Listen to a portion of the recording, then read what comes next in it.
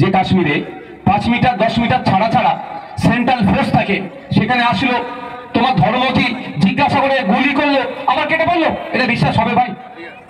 কিন্তু এটা ঘটনা ঘটেছে, এই ঘটনা ঘটেছে, ধর্ম দেখেই মারা হয়েছে, হিন্দু ধর্ম বেছে বেছে মারা হয়েছে। কিন্তু প্রশ্নের জবাবটা কে দেবে? আমার হিন্দু মায়ের কপাল থেকে যারা সিঁদুর মুছেছে তাদের কি আমরা ছেড়ে দেবো? কোনদিনের জন্য ছাড়তে পারে না, তাদের বিরুদ্ধে আমরা লড়াই করবো। আমাকে এখানে অনেকে ফুল দিয়ে অভ্যর্থনা জানিয়েছে, আমার হিন্দু মুসলিম মা নির্বিশেষে, তাই তো? এটা আমাদের কাল, আমাদের ঐতিহ্য, আমাদের বাংলা সম্প্রীতি, দেশের যে ভারতবর্ষের স্বাধীন ভারতের 75 বছরের ইতিহাসে আমরা একবারও শুনিনি যে জঙ্গিরা এসে হিন্দু ধর্ম থেকে হত্যা করেছে। কিন্তু এই রাষ্ট্র তোমাদের আমলে, মোদিজির আমলে জঙ্গিরা তো সাহস পাচ্ছে কোথায় আমার হিন্দু ভাইকে খুন করছে? সময় সারা পৃথিবীতে সব থেকে বেশি যদি সেনা কোনো জায়গায় থাকে সেটা হচ্ছে কাশ্মীর। 5 মিটার 10 মিটার ছাড়া ছাড়া ফোর্স থাকে, সেখানে কিভাবে বড় বন্দুক নিয়ে এসে মানুষকে গুলি করলো, ধর্ম থেকে চলে গেল, এর ব্যর্থতা কার? এটা কেন্দ্র সরকারকে। প্রথমে আসা যাক কাশ্মীরে পেহেলগাঁওতে বর্বরচিত সন্ত্রাসবাদী হামলা হয়েছে। আজকে বিধানসভায় এই বিষয়ের উপর আলোচনা ছিল, রেজুলেশনও পাস হয়েছে, আমাদের সেনাদের বীরত্ব নিয়েও চর্চা হয়েছে।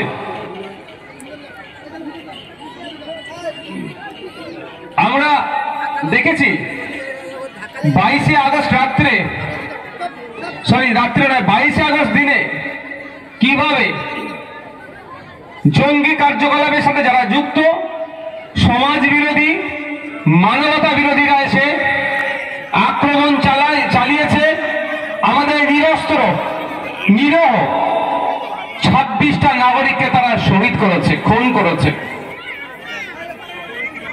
এর জবাবে আমাদের Indian army, Indian air force, Indian নেভির পক্ষ থেকে যোগ্য জবাব পাকিস্তানকেও দিয়েছে। তাদের মাটিতে গিয়ে তাদের জঙ্গি কার্যকলাপ যেখানে হয় সেগুলোকে গুড়িয়ে এসেছে। কিন্তু কিছু প্রশ্ন থেকে যায়, প্রশ্ন করতেই হবে, কেন বারবার আমাদের নিরহ নাগরিকগুলো টার্গেট হচ্ছে? কেন, কোন সাহস পাচ্ছে যে পাকিস্তান থেকে বারবার এসে আমাদের দেশে আক্রমণ করছে, আমাদের নাগরিককে শহীদ করে তারা পালাতে পারছে? এই কথা কিন্তু প্রশ্ন থেকে যায়। কারণ আপনারা জানেন, খবরে জানতে পারলাম যে 4-5 জন এসেছে, এসে খুন করে চলে গিয়েছে।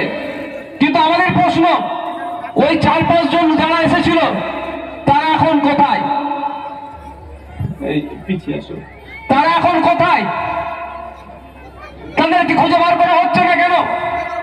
যারা এসে আমাদের নিরহ নাগরিকদেরকে খুন করলো তারা যেখানেই থাকুক না কেন, সে পাকিস্তান, আফগানিস্তান, বাংলাদেশ, আমেরিকা, পৃথিবীর যে প্রান্তেই থাকুক না কেন, তাদেরকে খুঁজে বার করে ভারতবর্ষে নিয়ে এসে দেশের আইন অনুযায়ী তাদের বিচার করে ফাস্ট ট্র্যাক কোর্টের মাধ্যমে 6 মাসের মধ্যে বিচার করে তাদের ফাঁসির ব্যবস্থা করতে হবে। এই আওয়াজ আমরা তুলছি, আমরা যারা উপস্থিত হয়েছি। সত্যি দুর্ভাগ্য আমাদের, আমরা 13 দিন শুনেছিলাম শিখ হওয়ার জন্য তাকে খুন করেছে, দলিত হওয়ার জন্য তাকে পিটিয়ে হত্যা করেছে, মুসলিম হওয়ার জন্য পিটিয়ে হত্যা করেছে, আদিবাসী হওয়ার জন্য পিটিয়ে হত্যা করেছে বা খুন হতে হয়েছে। কিন্তু এতদিন আমরা শুনতাম না, শুনিনি যে হিন্দু বেছে বেছে খুন করেছে। সত্যি দুর্ভাগ্য, ওদের সাহস এত কে দিল যে ভারতবর্ষে এসে নাগরিকের ধর্মীয় পরিচয় জেনে আমার নাগরিককে খুন করছে? কিন্তু এই প্রশ্ন কাদেরকে করব আমরা?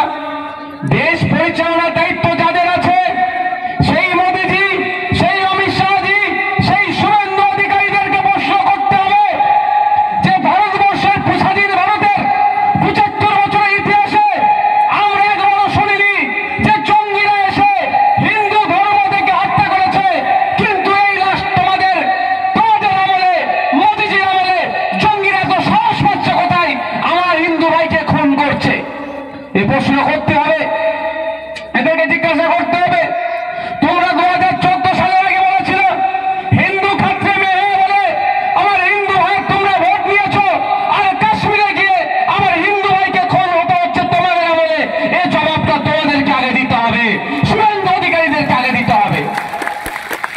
প্রশ্ন করবেন না? আচ্ছা, যারা এখানে উপস্থিত আছেন বলুন, আমার হিন্দু ভাইগুলোকে যারা খুন করলো তাদেরকে আমরা ছেড়ে দেবো? এই বলুন, ছেড়ে দেবো? আমার হিন্দু মায়ের কপাল থেকে যারা সিঁদুর মুছেছে তাদেরকে কি আমরা ছেড়ে দেবো? কোনদিনের জন্য ছাড়তে পারে না, তাদের বিরুদ্ধে আমরা লড়াই করবো, সর্বোচ্চ লড়াই করবো। তাদেরকে ফাঁসিতে যতক্ষণ না ঝোলাচ্ছে আমরা তাদের বিরুদ্ধে লড়াই করে যাব। কি ভাই, সহমত নাকি? এত সাহস পাচ্ছে কোথায়? যে কাশ্মীরে 5 মিটার 10 মিটার ছাড়া ছাড়া সেন্ট্রাল ফোর্স থাকে, সেখানে আসলো, তোমার ধর্ম কি জিজ্ঞাসা করে গুলি করলো, আবার কেটে বললো, এটা বিশ্বাস হবে ভাই? কিন্তু এটা ঘটনা ঘটেছে, এই ঘটনা ঘটেছে। ধর্ম দেখেই মারা হয়েছে, হিন্দু ধর্ম বেছে বেছে মারা হয়েছে, কিন্তু প্রশ্নের জবাবটা কে দেবে? মুর্শিদাবাদে যে ঘটনা ঘটলো, সাম্প্রদায়িক দাঙ্গা হলো, হিন্দু মুসলমান নির্বিশেষে খুন হলো, 13টি যুবক গুলিবিদ্ধ হয়েছে, অনেক বাড়ি ভাঙচুর হয়েছে, অনেক লুটপাট হয়েছে, গরিব হিন্দু মুসলমান আক্রান্ত হয়েছে। এর জবাব দিতে হবে কাকে? রাজ্য সরকারকে। কারণ রাজ্য সরকার এটাকে আটকাতে পারেনি বলে এই ঘটনা মুর্শিদাবাদে ঘটেছে। আর যে কাশ্মীর সেন্ট্রাল হোম মিনিস্ট্রির আন্ডারে থাকে, কাশ্মীরের নিজস্ব পুলিশের কোনো ক্ষমতা নয়, টোটালটাই কন্ট্রোল করে অমিত শাহজি, তার হাতে থাকার পরে যে কাশ্মীরে ভারতবর্ষ নয় সারা পৃথিবীতে সব থেকে বেশি যদি সেনা কোনো জায়গায় থাকে সেটা হচ্ছে কাশ্মীর। 5 মিটার 10 মিটার ছাড়া ছাড়া ফোর্স থাকে, সেখানে কিভাবে বড় বন্দুক নিয়ে এসে মানুষকে গুলি করলো, ধর্ম দেখে চলে গেল, এর ব্যর্থতা কার? এটা কেন্দ্র সরকারকে ব্যর্থতা দায় নিতে হবে। শুধু দিয়েও নয়, গাদ্দার গুলোকে খুঁজে বার করতে হবে যে পাকিস্তান বর্ডার দিয়ে এই প্রায় 300 কিলোমিটার ওদেরকে আসতে সহযোগিতা করলো কোন গাদ্দার। সেই গাদ্দার গুলোকে খুঁজে বার করতে হবে, তাদেরকেও ফাঁসিতে চড়াতে হবে, এর আওয়াজ তুলতে হবে যে নিরীহ নাগরিকের উপরে যারা খুন করেছে তাদেরকে যেমন ফাঁসিতে চড়াতে হবে, আর যাদের সহযোগিতাতে তারা কাশ্মীরের পেহেলগাঁওতে এসে পৌঁছালো পাকিস্তান থেকে, সেই গাদ্দার গুলোকে ফাঁসিতে চড়াতে হবে। সহমত তো নাকি ভাই? যারা সহমতের হাত তুলুন তো, যারা সহমতের হাত তুলুন, ওদের একটাও ছাড় না পায়। কিন্তু প্রশ্ন এটাই, কে বিচার করবে? যখনই আপনি কথা বলতে যাবেন তখনই ওদের দেখবেন আর খুঁজে পাওয়া যাবে না। এদিকে বলছে শুভেন্দু বাবু হিন্দু হিন্দু ভাই ভাই, ভালো কথা, আমি খারাপ বলবো না, কিন্তু আমার প্রশ্ন, আমি আস্তে আস্তে দেখছিলাম আমার অনেক হিন্দু মুসলমান মা বাপের দাঁড়িয়েছিল রাস্তায়, আমাকে এখানে অনেকে ফুল দিয়ে অভ্যর্থনা জানিয়েছে, আমার হিন্দু মুসলিম মা নির্বিশেষে, তাই তো? এটা আমাদের কাজ, আমাদের ঐতিহ্য, আমাদের বাংলা সম্প্রীতি, দেশের বিউটি এটা। কিন্তু প্রশ্ন আমার এখানে, হিন্দু হিন্দু ভাই ভাই বলছে, এখানে যারা আছে তাদের মধ্যে হেভি অংশের মানুষ 100 দিনের কাজ করে তাদের সংসার চলতো তো ভাই, এখন 100 দিনের কাজের বন্ধ, তাহলে সংসারে তাদের অনটন হচ্ছে কি হচ্ছে না? উনি বলছেন হিন্দু হিন্দু ভাই ভাই, কিন্তু আমাদের এই গ্রামের আমার হিন্দু ভাইটার 100 দিনের কাজ কেন বন্ধ? মুসলমানদেরটা ছেড়ে দাও। প্রশ্ন করতে হবে না ভাই? 100 দিনের কাজের দুর্নীতি কে করেছে? তৃণমূল কংগ্রেস করেছে। 100 দিনের কাজের দুর্নীতি কে করেছে? মমতা ব্যানার্জি দলের লোকেরা করেছে। 100 দিনের কাজের দুর্নীতি কে করেছে? এখানকার এমপি কে? বাপি হালদারের দলের লোকেরা করেছে। আমি ক্যামেরায় বলে যাচ্ছি, পারলে বাপি হালদারকে বলবে আমার বিরুদ্ধে মামলা করতে। সাহেবকে বলবেন, নওশাদ ভাই বলে গেছে। এই বাপি হালদারদের সাহেবদের আশেপাশে উঠে বসা লোকেরা, আর এর ভোক্তা কাকে নিতে হচ্ছে? এর কষ্ট কাকে পালন করতে হচ্ছে? আপনার পাড়ার গরিব হিন্দু গরিব মুসলমান বাপ ভাই থাকে, আর শুভেন্দু অধিকারী ডায়লগ দিচ্ছে হিন্দু হিন্দু ভাই ভাই। আমার প্রশ্ন এখানে, 100 দিনের কাজের যারা কাজ ছাড়ে, 100 জন যদি কাজ ছাড়ে, তার মধ্যে 70 জন গরিব হিন্দু মানুষ আর 30 জন গরিব মুসলমান, তাহলে ক্ষতি কাদের বেশি হচ্ছে? এই ফোন এসছে দেখো, ক্ষতি কাদের বেশি হচ্ছে? গরিব হিন্দুদের বেশি হচ্ছে না? 70 জন তারা ক্ষতিগ্রস্ত হচ্ছে। 100 দিনের কাজের যারা দুর্নীতি করলো, ঘাটটা ধরে তাদের তো তিহার জেলে রাখা দরকার ছিল, শুভেন্দু বাবুদের দরকার ছিল।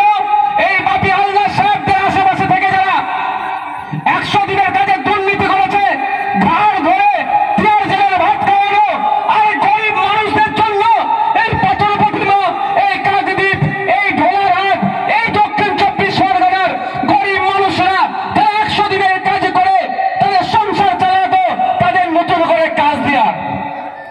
করেছে শুভেন্দু বাবুরা?